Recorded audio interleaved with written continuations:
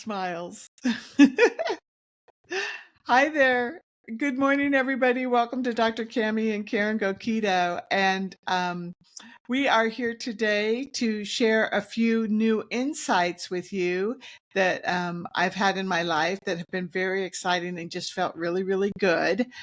So the other day, the night before last, I went out with a friend and we went to watch a live band at a bar, and it was the waitress's birthday. And I didn't give you a chance, Karen, to say hello. Do you want to say hello?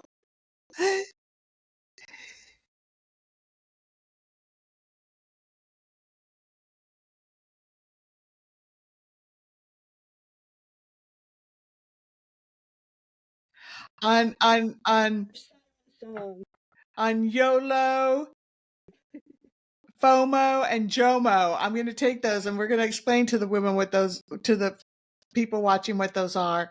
So I was at the getting ready to watch the live band, and it was the waitress's birthday, and so her mother, who was at the door taking money for the band, brought cupcakes, and she proceeded to pass around cupcakes to everybody who was in the place. There weren't a lot of people, maybe like 40 people, 30 people. And I had gone to the bathroom. And when I came back from the bathroom, there was a cupcake sitting in front of me because the woman I was with is new to my life as a new friend, and she didn't know whether or not I wanted one, so she got me one. And I looked at this cupcake, and it was pretty. It had like frosting twirled on it and a little something on top, and the thought came to my mind, oh, I could choose to eat that. And then the next thought that came was, well, I'm really not going to eat that. That's not what I'm up to right now. I'm not going to eat that cupcake. And that's all that was there. That's all that I had were those two thoughts.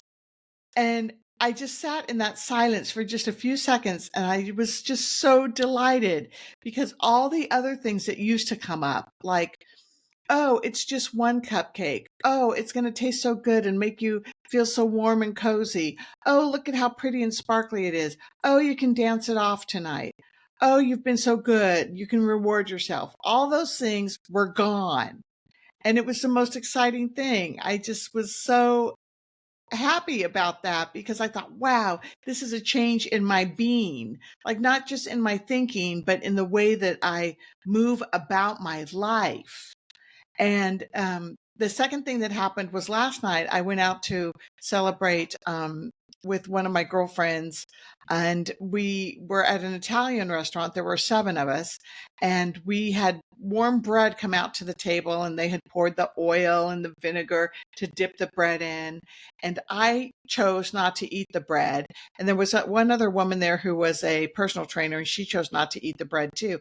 But all the other women were eating the bread, and they were like, God, this is so warm and delicious. And I got a glimpse of some of the bread, and it was very thick cut, and they were dipping it in the oil and lapping it up. And I just was so glad that I wasn't eating it. And the thought that I had was very much the same thing.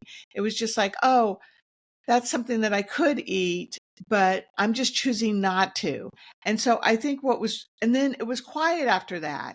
And the other thing that I'm really happy about is that when I saw these foods, I did not start salivating.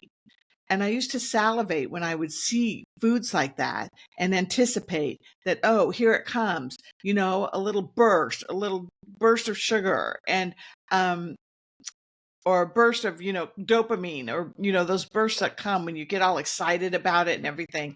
It wasn't there. And it was just the most wonderful thing. So I'm just so delighted. I'm excited to see what happens the next time something comes up where I'm in a situation where I could make that choice. And I think it's important that I do allow myself to have a choice about it. And that right now, my choice has shifted, from, not a feeling of loss. And so I don't know, Karen, do you want to explain to them the YOLO and JOMO and FOMO and what we had learned from that other video? Sure. So I went to the Kelly Hogan, I can't remember, low carb life or something like that. My low carb My life. zero carb life. My zero carb life. So Kelly Hogan has been a carnivore for 14 years. All she eats is meat products, and fish. eggs, butter, I think to some degree, not so much dairy, but she does eat some dairy. But she had her video that I watched today, which was either today or fairly recently, and today is January 18th, 2024. She said she was listening to somebody else, so you have to listen to her video or watch her video to see who it was. Cookie somebody. Did you write it down? Cookie, I wrote it down. It's Cookie Rosenblum. Rosenblum. And she talked about YOLO, you only live once. And so that is her reasoning for eating something that is not on your plan, right? Oh, heck, I only live once. You only live once. Don't deprive yourself. Or the fear of missing out, FOMO. I've heard FOMO before. I don't think I've ever heard YOLO in this context. And so that was interesting. And so what was created was the JOMO. And I think that Cookie Rosenblum created that, called the joy of missing out, that you can actually enjoy missing out on sugary foods that you don't want to be eating, and actually have joy in missing out. So she called it JOMO. And Kelly thought she would adopt that. That was something that she got out of 2023. She was doing like a recap. So I think this was like actually Christmas Eve. I think she mentioned Christmas hadn't happened yet. So her video is from December 23rd or something of 2023. So it's a very interesting concept. And you certainly have mentioned before, Cammy, your deprivation. And that, what did you think about Kelly's video? Because it kind of captured, I don't want to miss out, right? Yes, I loved it. It did. It captured how you have a loss. It's like a loss to me. It's almost like a grieving. Like, I think about grief and trauma and how it's like, oh, I'm grieving because I don't get to eat that, or I'm at a loss because I don't get to eat that. And I put all these stories behind it. I was doing that and making it such a big deal that I wasn't going to eat it in such a way that it just really made it worse that I wasn't getting to eat it. And so now there's no stories there. And it's just like, oh, well, I'm choosing. I can choose to eat it or not eat it. If I choose to eat it, I'll stay big. I'll keep my fatty liver. I'll keep my insulin resistance. I'll keep my diabetes. And, Kelly pointed that out too, that when you have JOMO and you're looking at your joy of missing out, you get to look at, hey, I'm improving all those different, metabolic parameters and my blood levels of, insulin, et cetera, and how you can get so much joy out of that. And so you have to it's just a shifting of the frame of your mind. Well, I think one thing that you had mentioned earlier is these foods oftentimes have a comfort effect, right? There are comfort foods. And oftentimes maybe something triggers us that we go to those foods. And I know that's my chocolate malt, right? It's like whatever it is, it sends me there, and I feel comforted by the routine, by the fact that I can have an interaction with somebody who's really nice for a second, and they're happy to serve me my chocolate malt, and I know they want me to enjoy it. And I do enjoy it, right? But then I regret having done it because I don't enjoy it. And what I heard in what you talked about today was, it seems like the cupcake and the warm bread that other people were eating had lost its comfort effect on you, right? That is sort of a driving factor, and that possibly that can be attributed to your looking at the choice differently. Or maybe before you didn't even look at it as a choice, right? That you just felt compelled. There was a compulsion to have that food. And that's sort of what I got out of a little bit of your sharing earlier today. Yes, I agree. And I think before I would think, oh, I could eat that or not eat that. But then I got more out of eating it than I did out of not eating it. I felt like, oh, I'll be comforted, I'll be soothed, and I'll feel better, and it'll taste great. And so that's why I've been working so hard on other parts of self-care in my life, so that I don't really feel like I'm missing out on, the comfort and the feeling good and all those things, So I've been doing meditation and sitting in the jacuzzi and taking a nap and doing some journaling and, keeping up with my to-do list. That feels good for me to get things done. And so, yeah, I think that, it required a shift in a lot of different areas of my life. But, that's why you have to just keep trying. You have to just Right. keep at it and keep at it and keep at it. And things will shift little by little. And then all of a sudden, whoosh, it comes down in one big event and you're just like, wow. So that's Yeah, great. That's fun. The fun I about it. yeah, I totally think that that is what's happening in this transition, right? You have in a transition of this sort. Sure, you can go do it and just say I'm doing it cold turkey, or go to Impatient, or go, have a coach that you talk to every single day. But you can also do it 2 steps forward, 1 step back, because 2 steps forward, 1 step back is still progress. So I think that your shifting is you find comfort now. Maybe you don't need the comfort, right? Maybe there's no trigger because of what's going on in your life. Or maybe the comfort is actually that you've taken charge and you're standing up for what you really want to get done and what you want to accomplish. And that's the comfort that you get, so you don't need comfort somewhere else.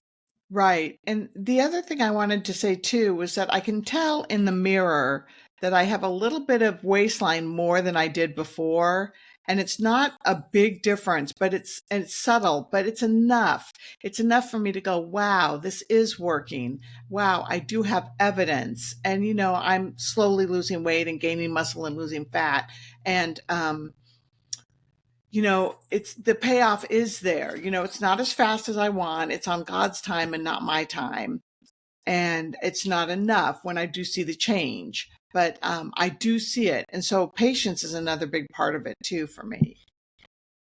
So you have your weigh-in tomorrow with Jeff, correct? All right. Yes. So I know that that's sometimes a struggle. So do you want to share with us a little today before you do that weigh-in tomorrow? Yeah. I just want to say that, I tend to go off my food plan after I weigh in. That's just what I do. That's what I've been doing the last 3 times, I believe, that I weighed in with him. And so I'm really looking forward to not doing that. One of the times that I did it was I was going to have reward myself with some low carb bread and have grilled cheese sandwich. And that sent me into a tailspin that we've talked about on some of our other videos, where I proceeded to go off plan after eating the low carb bread and had really like a binge of eating, ultra processed foods and sugar. So I'm looking forward to not doing that tomorrow. My plan is going to be to just stay on my food plan. I'm working on trying to get down to 2 meals a day, which is at 11 in the morning and 4 in the afternoon, and to expand my fasting window. And I've been struggling a little bit with that because I get hungry in the morning. When I wake up, I can be hungry, especially if I haven't eaten since 4:30 or 5 in the evening and stayed up to do some work. So it's a shifting, and I got some hunger halt drops from Jeff, which have been very helpful, which you can go purchase on trysystem.com, and you can go there and shop and buy some hungry halt drops. They took a while to get here because he doesn't have his own inventory yet. He just opened a shop, but that's been helping me too. Like I took some this morning and at 7:30, I think, and it's almost 9:30 and I'm doing fine. So, yeah, I'm going to be on plan. So two things. If you watch that Kelly Hogan video from the very beginning, because I told you to start at the 18-minute mark, if you watch it from the beginning, she talks about one thing she picked up in 2023, and that was she started to eat more. She went from, I think, 2 meals a day to 3 meals a day. And she started to eat breakfast, I think steak and eggs or whatever, eggs and bacon. And one of the things she said was somebody had told her about morning coffee. And the thing about morning coffee is if you have it first thing in the morning, which I guess is what she was doing, it sends your cortisol levels, or your cortisol levels stay high. And so that can be a trigger to it. Like she explained it as being a continuation of the dawn effect of having the glucose stay in your body. Your cortisol is revving you up, I guess. And so that might be a thing for you to play with too, is move that coffee instead of having it, because I think you still drink coffee, right? Yeah, I'm on decaf coffee, and I drink it Oh, about 3 or 4 times a day. yeah, 2 to 4 times a day. I yeah. Yeah, so So I am trying to play with that. yeah, so maybe move it from the early morning to a little later in the afternoon. Um, and what was the other thing I wanted to say? So tomorrow, can you can you can you post a short after you weigh in, so that you commit to us and say, okay, I'm not going off my plan because this is the time. Here's what happened, and I'm not going off plan, and here's what I'm planning on eating today. Would that help you? Yes, I think that will help me. I will post a short when I'm out of there. Yeah. And the other thing that we haven't done is go over my values and my measurements. We haven't really done a video talking about how I've been doing measurement wise with Jeff, and that would be something we could do in the future. Sure, I can do that. Yeah, good, because that way, you're in a space right afterwards that keeps you out of the other space. Right. If that space comes up, I mean, hopefully that space is gone, but if it does come up this way, you're doing something else. It's going to be interesting to see how I feel in light of these 2 events that happened just recently, Right. with not having me salivate and not having me, sit on my pity pot, and not having me um, be so interested in foods that are in front of me that aren't good. So, yeah. Now, will he check your ketones tomorrow too? Yes, he checks my blood glucose and ketones. And the last So time I was there, my ketones were zero point 0.4, which was, so I think, the highest they've been. let us know what that is too, because it could be interesting, Cammy. You could be increasing in ketosis, and some of your like depression or whatever. Because a lot of people say that the ketogenic diet really helps them reduce their depression. So it could be that it's having a mental boost for you, Hmm. and that's what's making it easier. Whatever it is, I'm grateful and blessed. Yeah. I So think it's a my combination of things. Yeah. So I just want to say that I decided this morning, I had a Diet Coke at McDonald's, and I may keep the McDonald's routine for another week or so. But the Diet Coke, because the chocolate malts are a thing of the past. I haven't had one in a long time. But I don't feel good now when I have the Diet Coke. I think I might have reported that before. So I said today, I went through the drive-through and I got another one, and I said, this is my last one. I'm not drinking anymore. I had a little ceremony to say goodbye, and I drank my last Diet Coke. All right. Okay. All right. We are happy to hear that. And we will be Yeah. checking in as the days go on, how you're All feeling. right. Yeah. I will keep everybody posted, and I did write down my measurements when we started, or close to when we started. So I'll try to dig those up and maybe share those as well. All right. Sounds good. Well, All right, everybody have a great everybody. day. Thanks. Subscribe, follow, whatever. Comment. We'd love to hear from you. Bye. Bye.